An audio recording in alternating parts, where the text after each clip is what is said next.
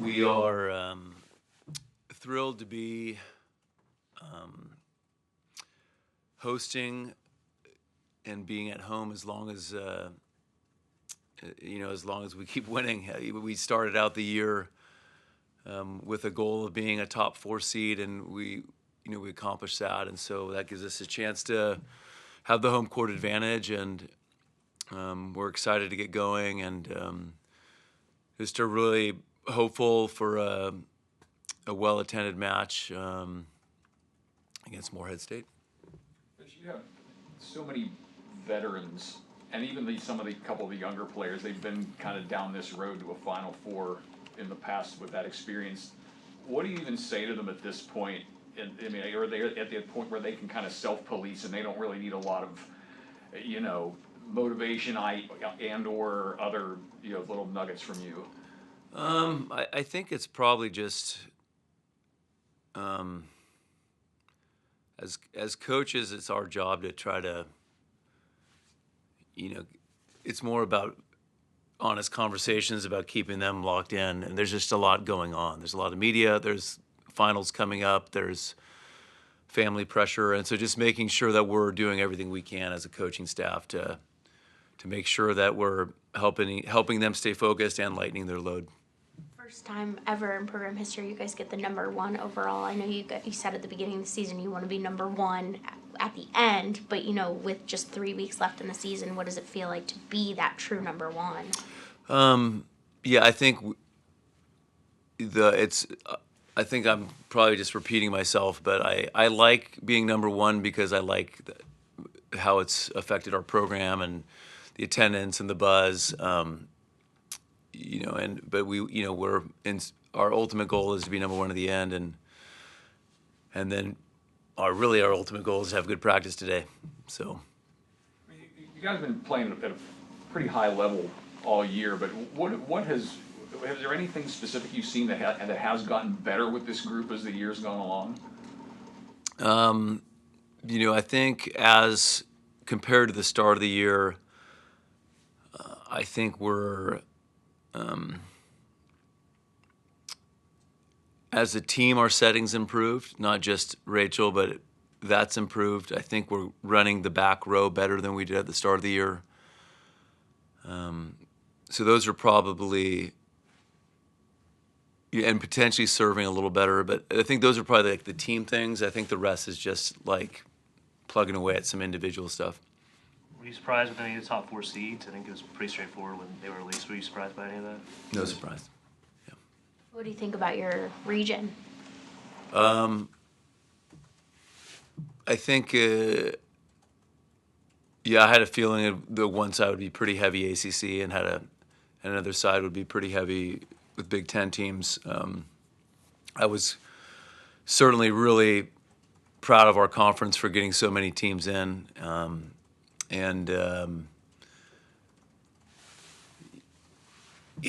try not to get to think too much about stuff out of my control. I think the seeding, the committee did a fair job, and nobody has an easy road anywhere. Our sport continues to have more parity, and I think whoever makes the Final Four will be a really big accomplishment. Coach, I know it's not a guarantee you play SMU or Oregon, but is it nice to have some familiarity with a team in your conference, in your region? I think so. I think it's they probably feel the same way though, right? That they've seen us as well. But I think the biggest thing is just the chance to play those teams at home. Olivia Babcock won ACC Player of the Year. I'm curious, was there a point when you were recruiting her that you really thought that, yeah, she's going to be this amazing player earning all these accolades kind of thing? I think I always thought she could, like really early on. She's she's physically gifted and was newer to volleyball when I first saw her. But so it just was hard to know.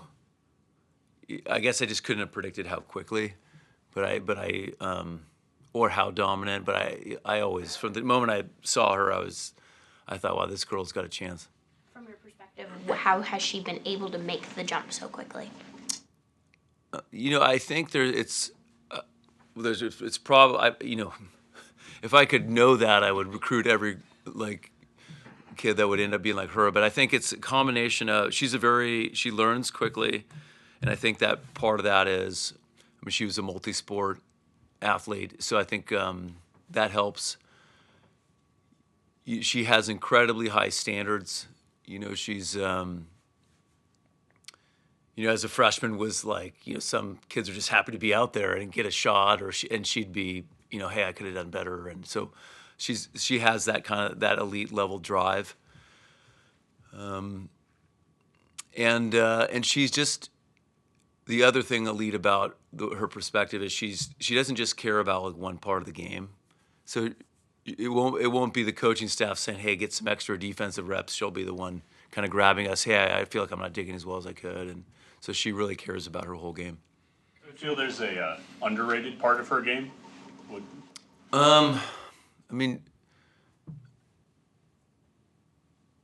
Probably just her humility and what a teammate she is. This is this is someone that's never once has she talked to me about playing time, never once in the recruiting process, never, she just is a great teammate, and everything she's gotten, she's earned. Coach, another player that made an All-ACC team was Riley Jones with the All-ACC freshman team. In the spring, she wasn't, set to be in the starting lineup. Now, All-ACC freshman team. Can you speak to, the difference she's made for this team, even though? Well, she's and this it also goes with Rachel and how well she's used her, but, she's hit for a really high percentage as a freshman, and so she's kind of that final piece where, we maybe don't set her always as much, but I don't think another team can forget about her, and she continues to work on being she's a good blocker, and she continues to really, really put in the work to be great. What does it mean to have all 7 of your starters earn all ACC honors for the second straight year? I guess that's right. Last year too. I think it's. I just really appreciate that the coaches recognized. Not just a couple of our players, but all of them. We don't have issues with on my team with jealousy, but it certainly is nice when everyone gets something. Bree Kelly, we knew she was going to be good, but really these past couple weeks has really kind of risen even more. What have you seen from her that's allowed her to take that jump?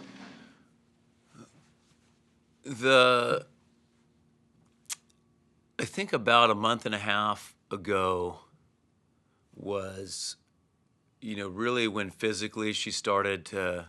Now she's jumping a little higher, moving a little quicker, and also just moving with, the confidence, to go laterally really quickly without worrying about landing on someone. So I think it just took some time for her to fully heal from the off season, and also she's been training. She was able to train consistently. She hasn't missed a practice in 4 months. So I think just having been out for a while, getting healthy, and then just the consistency of every day being able to get after it.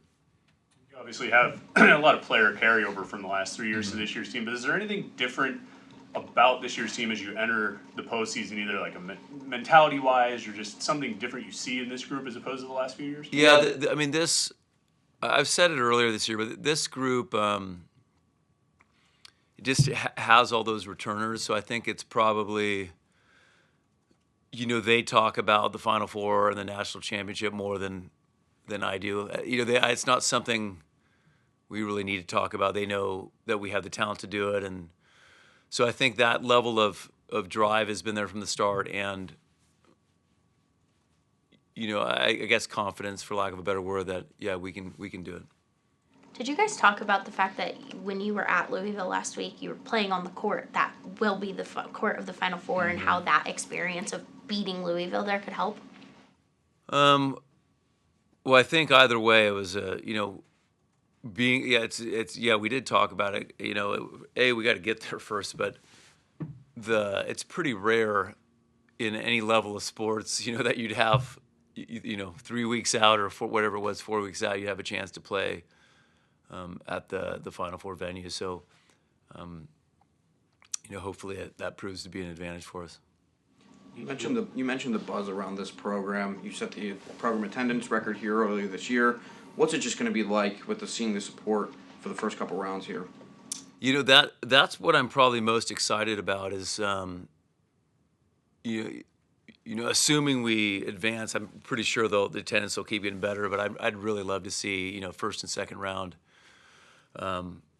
well attended, and I would remind people it's hard to advance against anyone.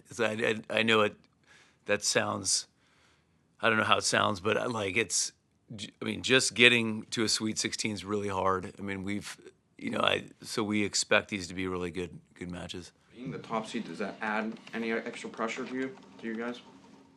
I don't think about it a ton. I think as a coach, I put a lot of pressure on myself to get in a Sweet 16. I think that's a big marker for me, because I just know at that point on, everyone's so good that it's. I think that's probably what I do. I don't know how the girls feel about it. I think we're probably pretty used to being, a top seed over the last couple of years. You were named ACC Coach of the Year. What does that honor mean to you?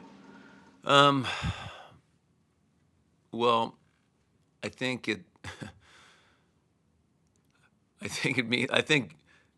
good coaches have good players, and ideally good players have good coaches. So I just feel like it's a team award, and I certainly give a lot of credit to my staff and my support staff. This is the best staff and support staff I've ever had, and so it's credit to them. Kellen said on a podcast the other day that you're going to play up until the Final Four in the Pitt. Was that something that was important to you? Because I know, like in previous years, it's been one weekend at the Pitt, one weekend at the Fitz. Ideally we'd like to have big crowds, and it doesn't always work out with the basketball schedule. And so just grateful that our administration made it happen and that it worked out this year. What have you seen from Moorhead State, your first round matchup? Yeah, we're still in the process of scouting them. Actually, in some ways, we kind of reverse scout a little bit. We start with the other teams, and then we kind of get deeper into Moorhead. But my assistant reminded me there is one player that we played that was on the team. We played them a couple years ago. But we expect them to come in, and play like they have nothing to lose, and so that's always scary when someone's playing loose, and so we know that we're going to have to come out of the gates with a lot of defensive pressure. What have you seen from UTEP and Oklahoma in your scout? Not super advanced with UTEP yet. Oklahoma plays very, very fast. I'm friends with both their coaches. So they'll pose a unique defensive challenge with, it's probably the fastest offense I've seen this year. Yeah, that's it for now.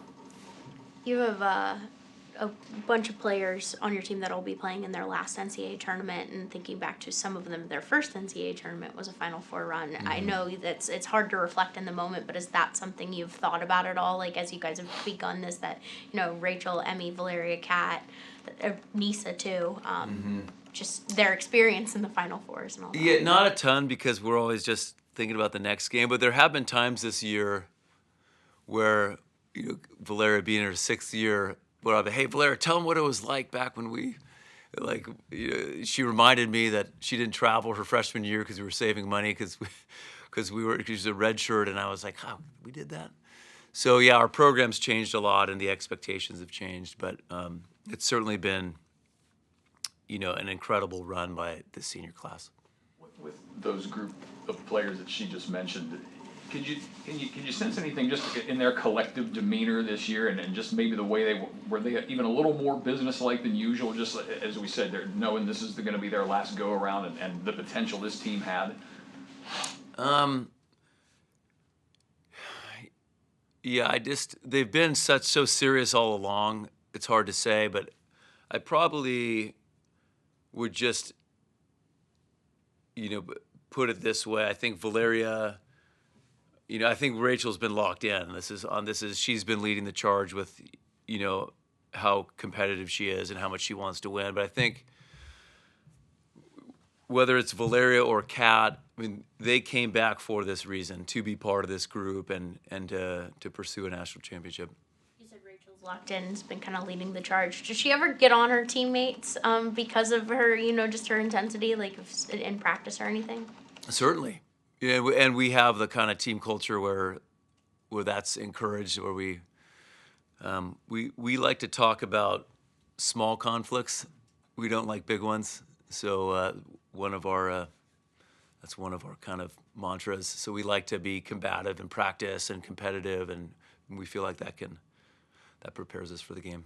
Do you have an example of something Rachel has maybe said or done with a teammate that you've seen like kind of result in a game? Probably like with a teammate. No, I think it's more just taking the lead of the coaches. Only time we really get on each other is when it is for effort plays. So if someone is not going for a ball on defense and so she is I would say she's one of the players that, will hold that standard, as, if the coaches don't say, hey, we need that ball up. But in terms of like setter, hitter connection and communicate, I mean, there's like, she's, they're all very collaborative. We all want the same thing. Dan, how important, I feel like Emmy's importance is always maybe a little bit understated by some people, but how have you seen her grow this season in terms of her play and her maturity on the court? Yeah, I think she is, but she was great last year, so I think she's gotten a little bit better at taking more court in serve receive, like comfortable, like she's really become more of the captain of the back row. And I do think her setting's improved, and probably like parts of her defense are better, like her overhead digging, and but definitely feel like she's just more of a presence, like a better leader than she has been. Anything else? Thank you. Thank you.